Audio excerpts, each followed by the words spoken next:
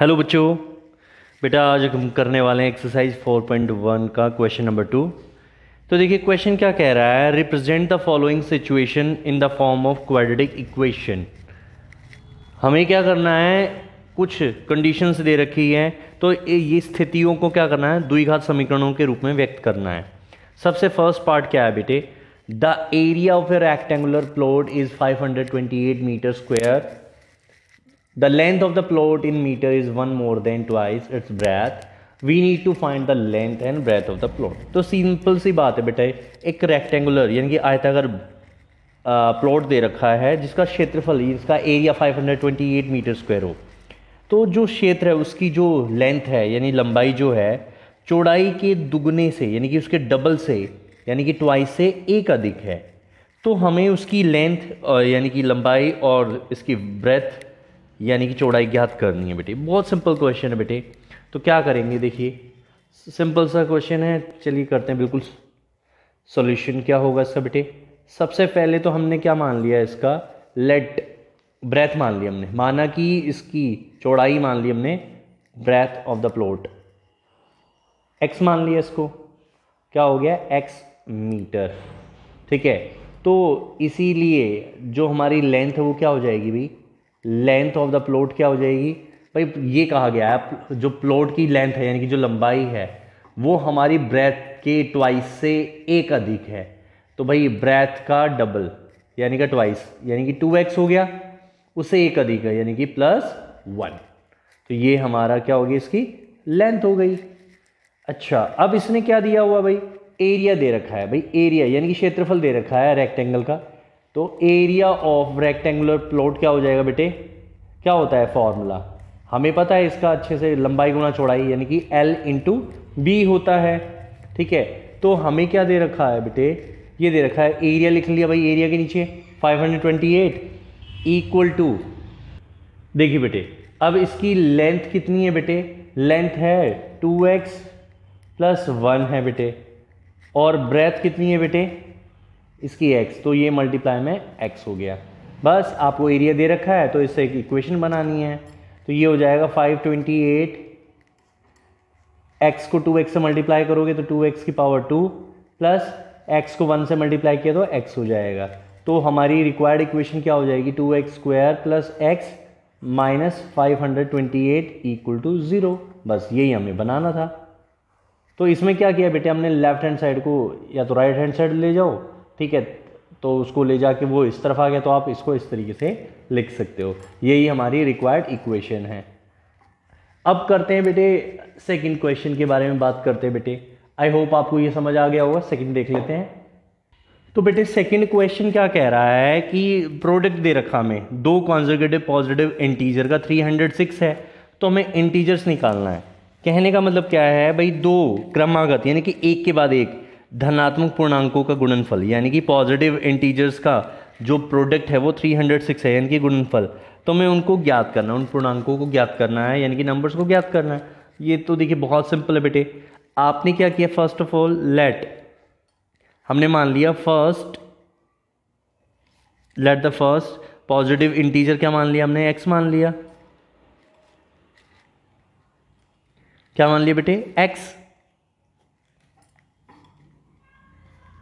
ठीक है, उसके बाद क्या हो गया, सेकंड कौन सा हो जाएगा भाई, सेकंड पॉजिटिव इंटीजर। भाई ये दोनों क्या हैं भाई, एक के बाद एक आने वाले हैं यानी कॉन्जिक्यूटिव है। एक कॉन्जिक्यूटिव का मतलब होता है जो एक के बाद एक रिपीट आता है, यानी कि एक x है तो अगला क्या हो जाएगा, x + 1 हो जाएगा। बस हो गया क्वेश्चन। अकॉर्डिंग टू क्वेश्चन हमें क्या दे रखा है भाई, इनका प्रोडक्ट यानी कि फर्स्ट और सेकंड का प्रोडक्ट दे रखा है हमें 306। तो ये हो जाएगा x से मल्टीप्लाई करोगे x की पावर 2, x को +1 से करोगे तो x, 306 इधर है तो इसको इस तरफ ले आओ लेफ्ट हैंड साइड में, तो माइनस का हो जाएगा equal to 0। This is the required quadratic equation. यही हमें द्विघात समीकरण चाहिए था, ये हमारा हो गया है। तो ये बेटे सेकंड पार्ट हो गया हमारा। अब जरा थर्ड पार्ट देख लेते हैं। भाई क्या दे रखा third question, Rohan's mother is 26 years older than him. भाई रोहन की माँ की एज क्या दे रखी है, 26 ईयर्स बड़ी दे रखी है रोहन की एज से। जो प्रोडक्ट है, the product of their edges in years 3 years from now will be 360, यानी कि उनकी एजेस का, यानी कि उनकी उम्र का, उनकी आयु का गुणनफल जो है अब से 3 साल बाद 360 हो जाएगा। तो हमें रोहन की प्रेजेंट एज निकालनी है। तो बेटे वेरी सिंपल क्वेश्चन है। तो सबसे पहले आपने क्या किया, लेट प्रेजेंट एज, क्या मान लिया, प्रेजेंट एज ऑफ रोहन मान लिया आपने x, क्या हो जाएगी रोहन की, x मान लिया हमने, x ईयर्स। ठीक है, रोहन की मदर की एज क्या हो जाएगी, रोहन्स मदर प्रेजेंट एज। ठीक है बेटे, प्रेजेंट एज क्या होगी, उसकी प्रेजेंट एज दे रखी है वो रोहन से 26 ईयर्स बड़ी है, तो x प्लस 26 हो जाएगा। तो ये इसकी रोहन की मदर की एज हो गई। अब उसने क्या कहा है, आफ्टर 3 ईयर्स, भाई आफ्टर 3 ईयर्स रोहन की एज क्या हो जाएगी, रोहन्स एज क्या होगी भाई, x अभी, तो 3 साल बाद क्या होगा, 3 ईयर्स बाद x प्लस 3 हो जाएगा। ठीक है, रोहन की मदर की एज क्या हो जाएगी भाई, 3 साल बाद, अभी x प्लस 26 है, तो ये हो जाएगा x प्लस 26 प्लस 3, यानी कि x प्लस 29 हो गया भाई, सीधी सी बात है। ठीक है, ईयर्स। अब अकॉर्डिंग टू क्वेश्चन चलते हैं बेटे। अकॉर्डिंग टू क्वेश्चन कहा गया है कि उनका जो प्रोडक्ट है वो कितना हो जाएगा, रोहन की एज का और रोहन की मदर की एज का 360 हो जाएगा। तो जब ये फॉर्मूला है तो x plus a into x plus b वाला फॉर्मूला लगा दो आप, क्या होता है x plus a into x plus b, ये होता है x square plus a plus b into x plus a b, यानी कि प्रोडक्ट। तो ये हो जाएगा x square plus 3 plus 29 into x plus 3 into 29 equal to 360। ठीक है बेटे, तो ये हो जाएगा एक्स स्क्वायर प्लस 32x। ठीक है, जब इसको इससे मल्टीप्लाई करोगे तो ये कितना आएगा, 3 9 से 27, 3 2 से 6 और 87 हो गया। 360 प्लस है तो इधर ले आओगे तो माइनस का, सॉरी यहाँ पे प्लस 87 है, ये आ जाएगा माइनस का 360 इक्वल टू 0। तो ये हो गया x square plus 32x minus में 273 हो जाएगा जब माइनस करोगे। तो यही हमारी रिक्वायर्ड द्विघात समीकरण, यानी कि हमारी रिक्वायर्ड क्वाड्रेटिक इक्वेशन है बेटे। आई होप आपको ये वाला क्वेश्चन भी समझ आ गया होगा। अब नेक्स्ट देखते हैं जो लास्ट पार्ट है इसका। तो इसमें क्या कहता है, a train travels a distance of 480 kilometre at a uniform speed.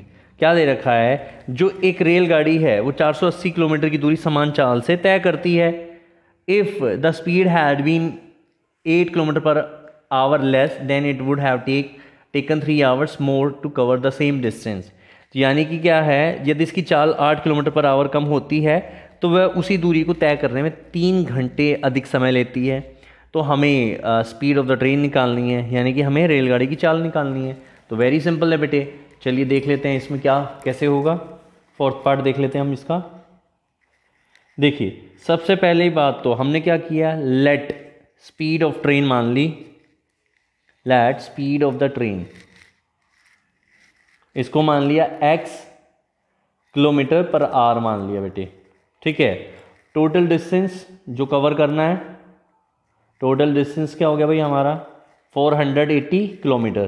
देखिए हमने साइंस में भी पढ़ा है और मैथ्स में भी पढ़ा है, टाइम का एक फॉर्मूला होता है, टाइम हमें निकालना है तो ये क्या होता है, डिस्टेंस होता है अपॉन स्पीड। देखिए हमें हमारे पास क्या है, डिस्टेंस दे रखा है, स्पीड हमें निकालनी है, इसलिए हमने ये वाला फॉर्मूला ले लिया और टाइम हमें दे रखा है। तो अगर नॉर्मली हम बात करेंगे, अगर ये डिस्टेंस और ये स्पीड, तो टाइम क्या हो जाएगा भाई 480 अपॉन एक्स, ये हो जाएगा टाइम।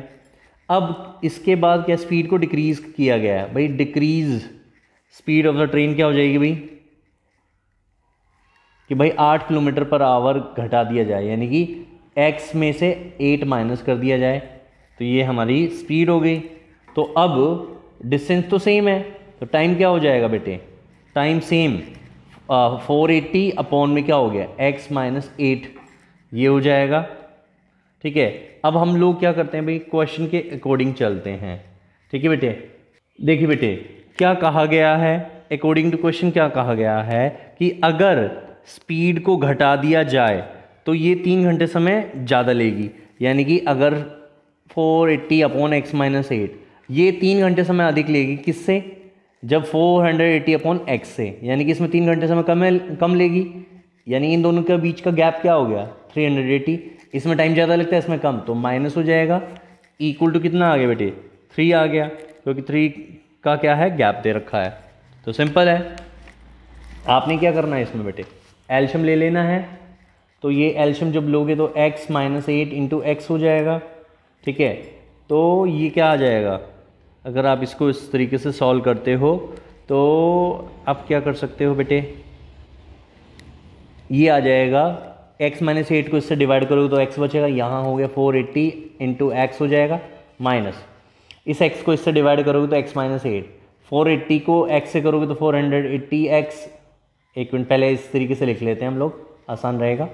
तो ये आ गया 480x, इसको इससे मल्टीप्लाई करोगे तो 480x हो गया, ये माइनस है यहाँ भी माइनस है, तो माइनस माइनस प्लस हो जाता है बेटे 0 0, 8 को 0 से किया 0, 8 को 8 से किया 64, यहाँ 6 आ गया, 8 4 जो 32 और 6 38, 3840, यहाँ आ गया x को x इससे मल्टीप्लाई करोगे x स्क्वायर माइनस 8x हो गया, इक्वल टू क्या हो गया 3, 480x माइनस 480x कट जाएगा, तो यहाँ पे बचेगा 3, इसके नीचे 1 माना आपने, इसका मल्टीप्लाई इससे, इसका मल्टीप्लाई इससे, तो ये हो जाएगा 3 ब्रैकेट में एक्स स्क्वायर माइनस में 8x इक्वल टू क्या हो गया बेटे 3840 हो गया बेटे।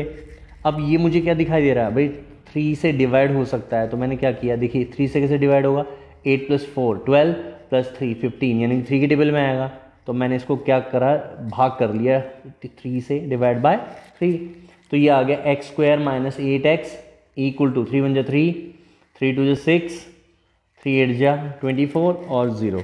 तो इसलिए रिक्वायर्ड इक्वेशन क्या हो गई हमारी x square minus 8x minus 1280 equal to 0, जो रिक्वायर्ड क्वाड्रेटिक इक्वेशन थी या द्विघात समीकरण थी। आई होप आपको ये क्वेश्चन समझ आ गए होंगे।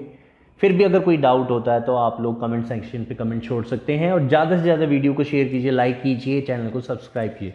थैंक यू बच्चों, मिलते हैं नेक्स्ट वीडियो में।